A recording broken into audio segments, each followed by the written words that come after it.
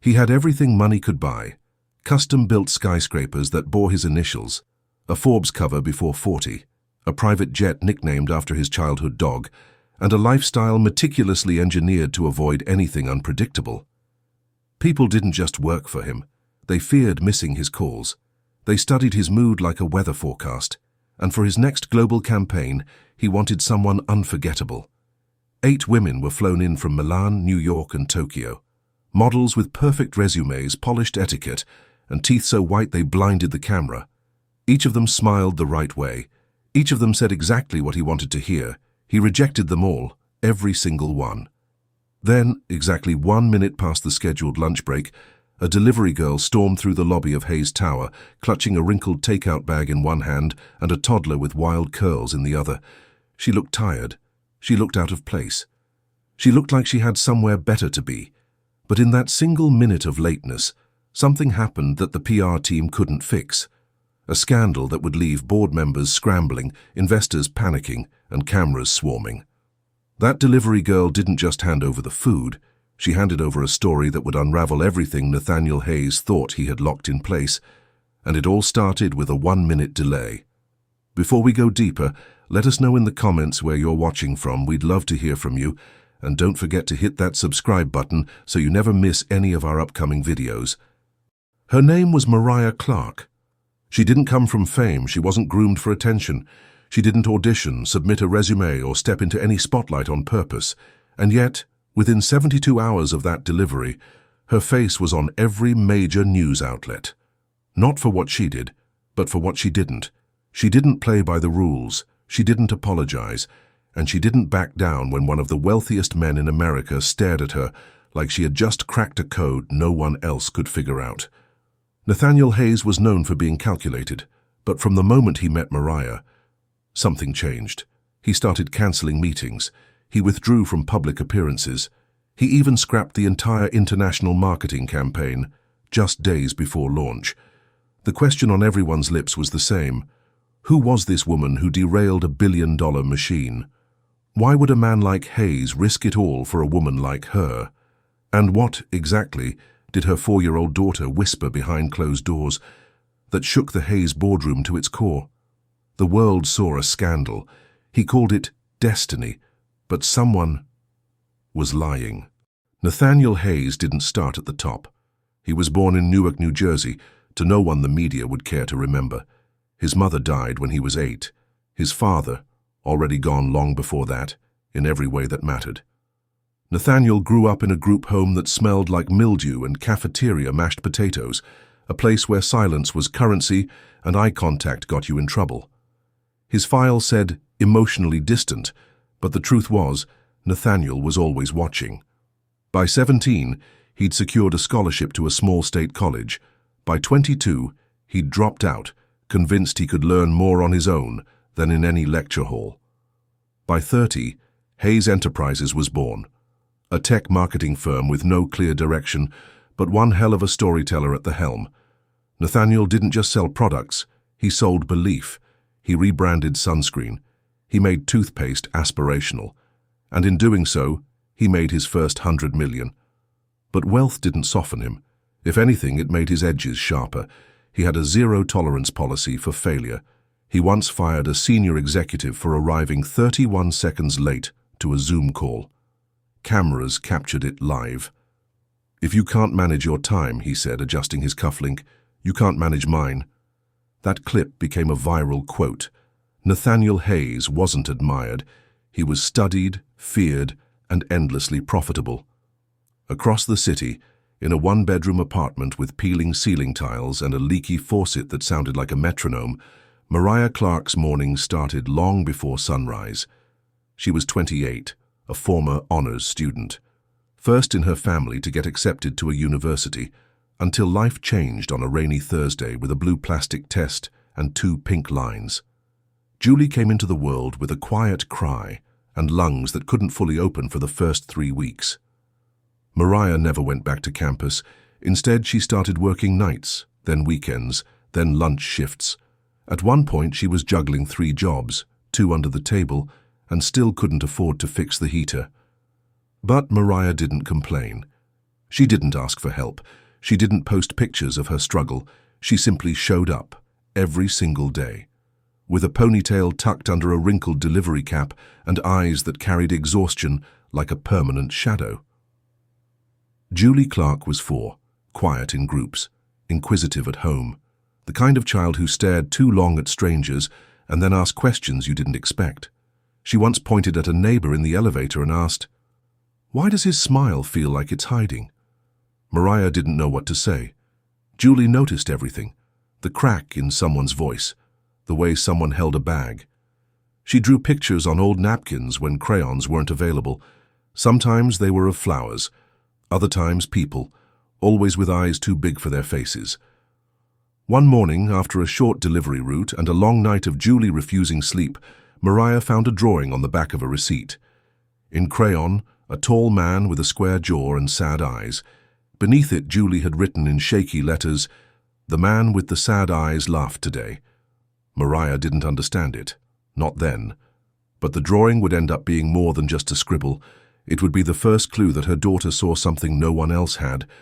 And in just a few days, the entire city would know Nathaniel Hayes not as the ruthless CEO who rejected 8 perfect candidates, but as the man who paused because a little girl looked into his soul and didn't blink.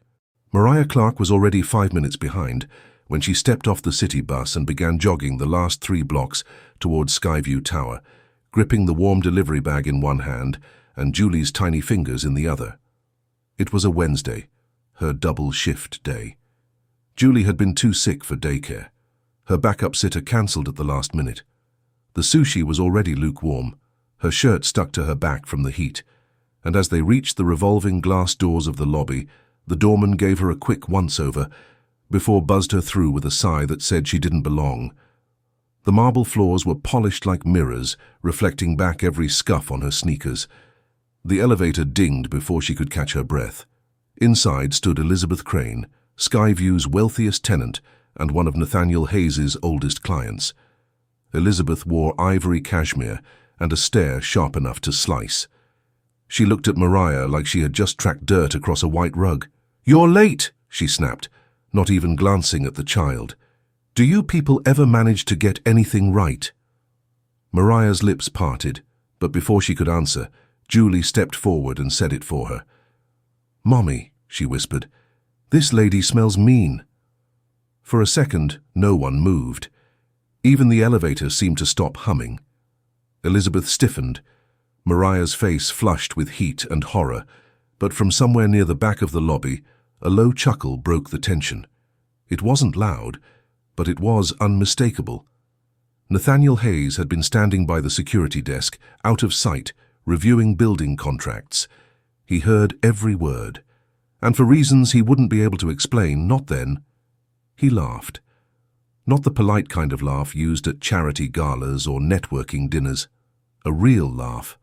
The kind he hadn't allowed himself in years. It startled even him. He walked over, asked for the name on the delivery slip and told Elizabeth she could cancel her order if she had a problem with it. He then did something no one in the building had seen him do before. He knelt down, looked Julie in the eye and asked if she wanted a cookie from the concierge bowl. Mariah tried to wave it off, insisted they were running late, but Nathaniel wasn't listening to her. He was watching the way Julie blinked at him, not with awe, not with fear, but with that same strange focus you'd expect from someone decades older. Julie nodded once, took the cookie and asked if he worked there. Nathaniel smiled and said, "Some days I wonder." Then, standing, he handed Mariah a business card. Said if she ever needed a side gig with a real schedule, he might be able to use someone like her. She thought it was a joke.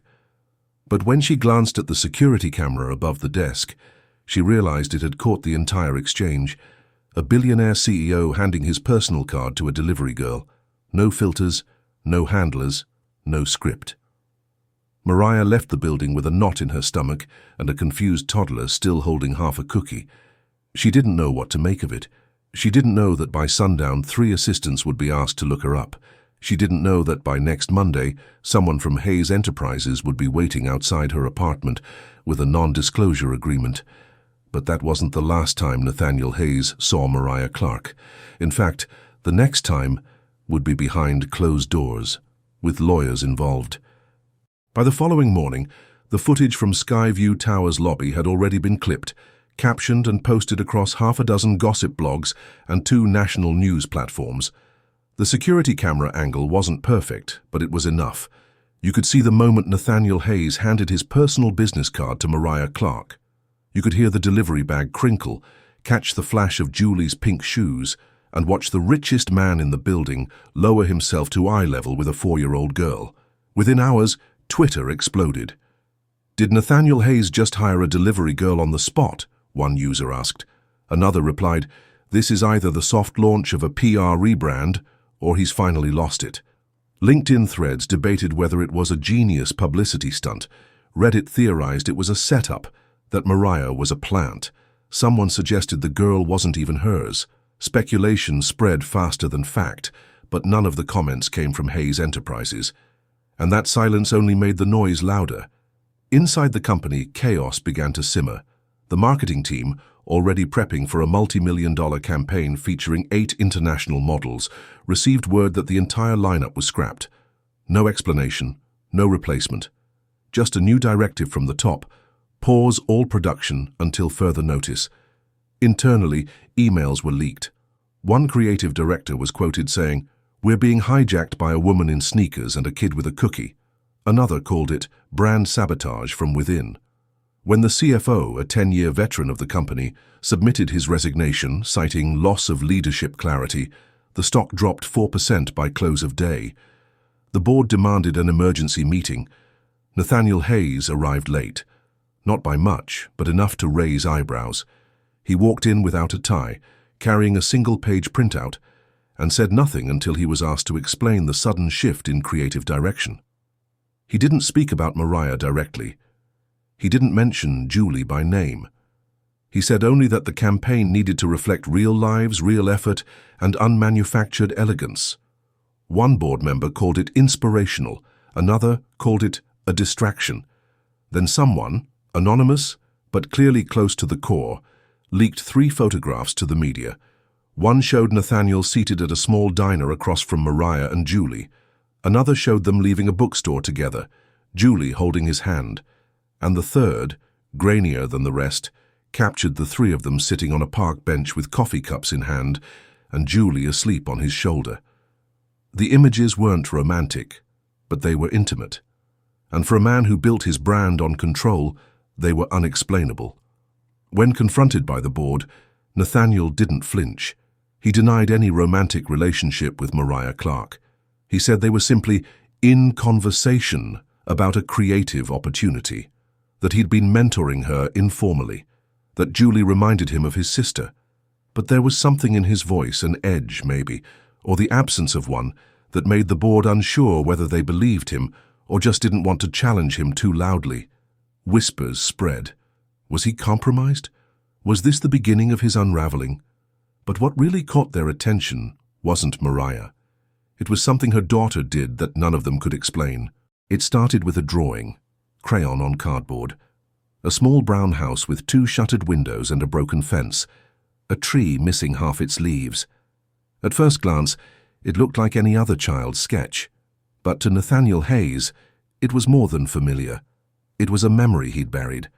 A place no one in his company, not even his executive assistant, had ever heard him speak of. It was the group home where he spent most of his childhood. The crooked fence, the chipped mailbox, the window with the curtain his bunkmate used to spit sunflower seeds out of. Details too exact for coincidence. He had gone to visit Mariah Clarke unannounced, under the guise of discussing a possible working agreement. Julie was on the floor, surrounded by a pile of scribbled papers and dull crayons. She looked up, smiled faintly, and asked if he liked old buildings. Before he could answer, she handed him the sketch, and the moment he saw it, his breath caught. Later, when he asked Mariah where Julie had seen the house, she shrugged. She draws a lot of places, mostly ones she's never been to. A pause. Then, sometimes she says she sees them in people's eyes. Nathaniel said nothing, just stared at the sketch again. It wasn't possible. No public photo of that building existed. Not online, not in press releases, not even in the old charity campaigns he once ran to rewrite his own origin story. Curious but unsettled, he contacted a private psychologist he trusted, a quiet man who specialized in gifted children and emotional cognition. The doctor met Julie once, just once, and described her afterward as hyper-empathic, a term used for children who perceive emotional depth and unspoken memories through cues most adults dismiss entirely. He called it rare, not supernatural, but uncommon enough that it made the drawing difficult to explain through ordinary means. For Nathaniel, it unlocked something he had kept sealed. A flashback, unwelcome, sharp, and vivid. A memory of his younger sister, Lila, who died from complications of pneumonia when they were just kids. She was 7. Nathaniel was 10. She used to draw too, wild, abstract pictures of people she missed and places she wanted to go. And once, right before she passed, she had drawn a man she said would look after him when she was gone. The man in that drawing, down to the frown and the sadness in the eyes, looked like the one Julie had just handed to him. He sat in silence in Mariah's small living room for a long time after that. Julie had gone to sleep in the other room. Mariah was rinsing dishes in the sink. The hum of water was the only sound. But inside Nathaniel, something was moving. A kind of reckoning, not with guilt, but with something deeper. A recognition he couldn't rationalize away. Julie wasn't just intuitive. She was connected to something in him that he had spent decades trying to disconnect from. She didn't just remind him of his sister. She saw him. Before the success, before the power, before the fortress he'd built to keep people out. And for the first time in years, Nathaniel Hayes didn't feel like the one holding the pen. He felt like a character in someone else's story. And the person holding the crayons was a 4-year-old girl who shouldn't have known anything about his past, yet somehow did. The campaign was announced just 2 weeks after the leaks. It was bold. Stripped of glamour, no filters, no staged perfection, just mothers, daughters, women with calloused hands and uneven schedules. The name of the campaign? 1 minute late. Mariah Clarke was listed not as a face but as a consultant, credited for creative direction and authenticity input. Her photo didn't appear in the press release, but her influence was unmistakable. Nathaniel Hayes presented the concept to the board with the same precision he'd once used to pitch billion-dollar mergers. Except this time, his voice carried something unfamiliar, conviction rooted in vulnerability. The board didn't take it well. Behind closed doors, they issued warnings, accused him of emotional compromise, threatened a forced vote for removal. "You're jeopardizing the company," one member said. Nathaniel's reply was simple. If one honest story threatens the company, then maybe it wasn't that solid to begin with. The official launch was set for a Wednesday. A rooftop venue, skylights, media coverage. Nathaniel wore no tie. Mariah arrived late, again. This time with Julie in a soft blue dress and her favorite plastic bracelet. The event moved quickly. Speeches, photos, applause. But just before the final photo op, Julie stumbled, then collapsed. Her head hit the corner of the platform and the world stopped moving. Paramedics were called, cameras were still rolling. Somewhere between the ambulance siren and Mariah's cry, Nathaniel stood frozen. Not as a CEO, not as a strategist, but as a man whose entire idea of control had just cracked again. The diagnosis came a day later, a rare neurological condition triggered by stress and exhaustion. Nothing terminal, but costly, chronic, unpredictable. Mariah's insurance wouldn't cover half of it. 3 days later, Nathaniel Hayes resigned from Hayes Enterprises. No press conference, no farewell statement. He sold his majority stake quietly. Within a week, a trust fund appeared under Julie Clarke's name, masked through a third-party foundation. All medical bills disappeared. Nathaniel's apartment remained empty for months. His assistants were reassigned. His calendar wiped. Rumors swirled. Europe, Montana, reclusion. No one confirmed anything. But one thing became very clear. Mariah Clarke no longer delivered takeout. Instead, she opened the Clarke Foundation, an organization dedicated to supporting working mothers without access to childcare, housing, or flexible employment. The opening event was modest. No red carpet, no hashtags. But behind the first year's funding, quietly wired from an anonymous donor, was more money than Mariah had ever seen. And tucked in the corner of her office was a framed sketch by Julie. 2 tall buildings, a cookie and 3 people sitting on a bench. In crayon, Julie had written, "The man with the sad eyes isn't sad anymore." In the end, 8 models lost a campaign. 1 girl got a chance. And a man who had everything gave it all away for 2 people who didn't ask for anything. All because of a 1-minute delay. Was this the story of redemption, or a CEO's guilt in disguise? Did Nathaniel Hayes risk everything because he believed in something real?